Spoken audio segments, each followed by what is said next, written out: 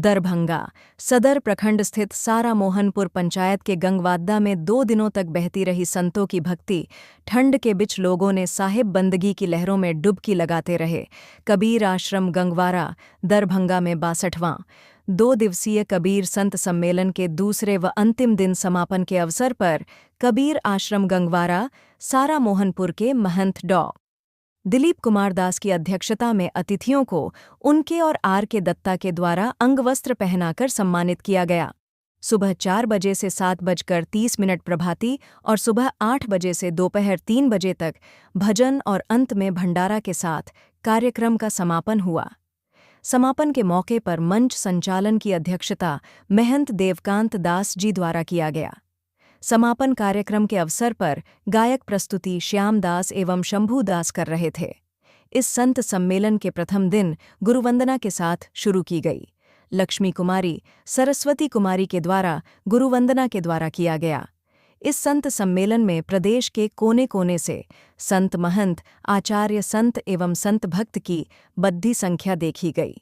कबीर संत सम्मेलन के समापन कार्यक्रम को संबोधित करते हुए महंत डॉ दिलीप कुमार दास ने कहा, साधु संत की वाणी इतनी अनमोल होती है, जिस वाणी से मधुर आत्म की मधुर एवं मनमौजी मिलती रही है और हमें आत्मज्ञान मिलता है। संत की सेवा कभी कम नहीं होती है, बल्कि यह तो बढ़ती ही रहती है।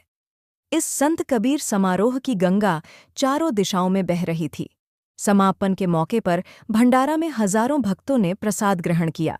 कार्यक्रम के समापन के अवसर पर संत आर के दत्ता के द्वारा अतिथियों देवनारायण यादव और रेणु भारतीय लोक गायिका और अन्य कलाकारों को अंगवस्त्र देकर सम्मानित किया गया। जो सबसे पहला सुबह 4 बजे प्रभाती, उसके बाद ग्रंथ पाठ एवं 8 बजे ग्रंथ पाठ के 9:30 बजे से 9 बजे के बाद ध्यान आदि, 10 बजे से भजन प्रवचन कीर्तन किया गया है। जी, इस बार श्रद्धालु कहाँ से लोग आए हुए थे? इससे कबीर अधिमैया कबीर कुटी गंगवारा में दूर दूर के संत महंत समस्तीपुर, रोसड़ा, नेपाल या मधुबनी, ये वैसे सिंहवाड़ा और कई जिलों के सहरसा, सुपौल या के भी पटना के भी लोग, सहरसा, बेनीबाद, मुजफ्फरपुर, ये सभी जो लोगों श्रद्धालु इस सत्संग में आकर कबीर की वाणी को सुना, समझा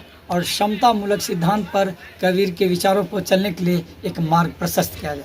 जी, लगभग कितने लोग आए हुए थे? सुनने में आए नेपाल से भी कुछ लोग आए हुए थे। इस हमारे कार्यक्रम में यह हमारे बाहर से भी, जो नेपाल तरफ से भी 10-5 जो सटा हुआ क्षेत्र है, जो आध्यात्म से जुड़ने वाला लोग, जो कबीर मत के लोग, इस श्रद्धालु आकर भाग लिए।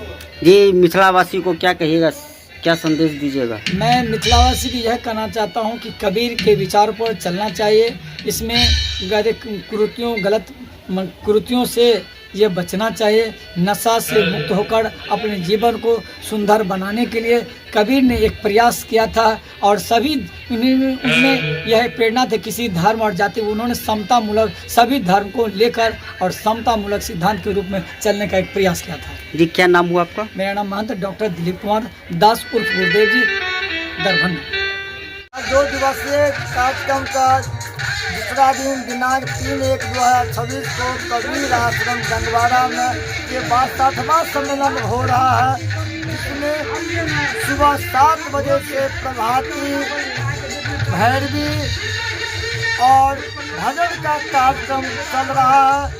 10 बजे के बाद साथ ही भंडारा का भी आयोजन किया जा रहा है। भंडारा करने के बाद पुनः 10:30 बजे से भजन प्रवचन निर्गुण संबोधन का कार्यक्रम प्रदेश के कोने कोने से भिन्न संतों के द्वारा यह कार्यक्रम प्रस्तुत किया जा रहा है कबीर आश्रम गंगवारा में। और वो भजन और प्रवचन जो होता है कबीर आश्रम गंगवारा में, उसमें हमारे संत श्रद्धालुगण का काफी जमावड़ा होता है। खासकर महिला संत श्रद्धालु का भीड़ आता है, तो संतों द्वारा जो प्रवचन भजन जो दिया जाता है, उस भजन से प्रवचन से काफी हमारे संत और जो संत भी नहीं, वो भी उस उपदेश को सुन के लाभान्वित होते हैं। आज के जो समय उस दौर में यूट्यूब के माध्यम से, मोबाइल के माध्यम से बहुत सारे कार्यक्रम को किया जाता है। जी, रात को देखा गया कि बहुत सारी महिला सब आई हुई थी, क्या कहिएगा? खासकर महिला श्रद्धालु को तो पहले से ही रहता है जो गंगवाड़ा कबीर आश्रम में यह जो संत सम्मेलन बहुत पूर्व से ही होते आया है और होते आ रहा है। तो भजन प्रवचन का जो चलता रहता है जो दौर, उस दौर संतों के द्वारा जो भजन उपदेश प्रवचन जो मिलता है उसमें जो उनके द्वारा जो रुचि मिलती है वो भी रुचि हुआ जिससे जब प्रकट करता है, प्रकट करने के बाद वो लोगों को बताते हैं ये अमुक जगह कबीर संत सम्मेलन का कार्यक्रम आप भी चलिए, आप भी इस जगह के भजन प्रवचन सुनकर दूसरों को भी लाभान्वित कीजिए। क्योंकि कबीर साहब ने स्पष्ट कहा है कि साधु इतना दीजिए जाने कुटुंब समाय मैं भी भूखा ना रहूं। कबीर साहब की वाणी स्पष्ट बताता है कि संत की सेवा से कभी कम नहीं होता और बढ़ते ही जाता है। कभी दान देने से उनकी आत्मा को मोक्ष मिलती है, वो घर में सुख शांति का बिछावन होती है। और लोगों कबीर साहब के दिए गए जो मार्ग है, जो उनकी जो वाणी है, उस वाणी को हम लोग उस वाणी को अपना कर दूसरे को समाज में संत को, श्रद्धालु को, भक्तगण को अपना लाभान्वित करने का एक उपदेश देते हैं। हम ये मिथिला वासियों का यह 2026 का जो नव वर्ष के शुभ अवसर शुभकामना दे रहे हैं। जो गंगवाड़ा कबीर आश्रम में जो संत समागम का जो दौर होता है, संत समागम का जहाँ दौर होती है, जहाँ आगमन होता है, उस जगह को बहुत ही पवित्र माना जाता है। और उस पवित्र जगह में जो लोग आते हैं, जो उसमें भाग लेते हैं, साथ ही उसमें जो भंडारा जो खाते हैं, प्रसाद देते हैं, उस प्रसाद से भी घर में सुख शांति हम मिलती है। और यह शांति सुखमय अपने समाज में हम लोग एक दूसरे को बांटते हैं। कबीर पंथ के बहुत ही जाने माने गायक हमारे शंभू दास हैं, श्याम दास हैं, सरस्वती कुमार, लक्ष्मी कुमारी के जो द्वारा गुरु वंदना का जो कार्यक्रम प्रस्तुत किया जाता है, उनके द्वारा उस वंदना को, गुरु वंदना को सुनने से जो यहाँ का जो श्रद्धालु मंत्र मुक्त हो जाते हैं और वो कोशिश करते हैं जो दोबारा भी यह हमेशा। क्या नाम हुआ आपका? मेरा नाम देवकांत दास, कबीर आश्रम गंगवाड़ा के हम संत समागम। आज गंगवाड़ा में कबीर आश्रम के तत्वाधान में 62वें वार्षिक भंडारा एवं कबीर सत्संग सम्मेलन का आज समापन समारोह है। और इस अवसर पर, इस सत्संग समारोह में, इस भंडारा में हमारे बिहार के ही नहीं, नेपाल के भी कई जिलों से संत महात्मा यहाँ आते हैं और अभी आए और यहाँ अपना जो है प्रवचन भी दिए हैं, यहाँ ज्ञान देने का काम किए हैं। ज्ञान वर्धक विचारों को जो है, कबीर साहब का जो विचार है, उस विचार को जो है सब लोगों ने यहाँ जो है सो हम लोगों के बीच में जो है सो रखे हैं। और हम लोग बड़ी आज भक्तिमय, पूरा गांव भक्तिमय है और कबीर साहब के रस में सब डूबे हुए हैं।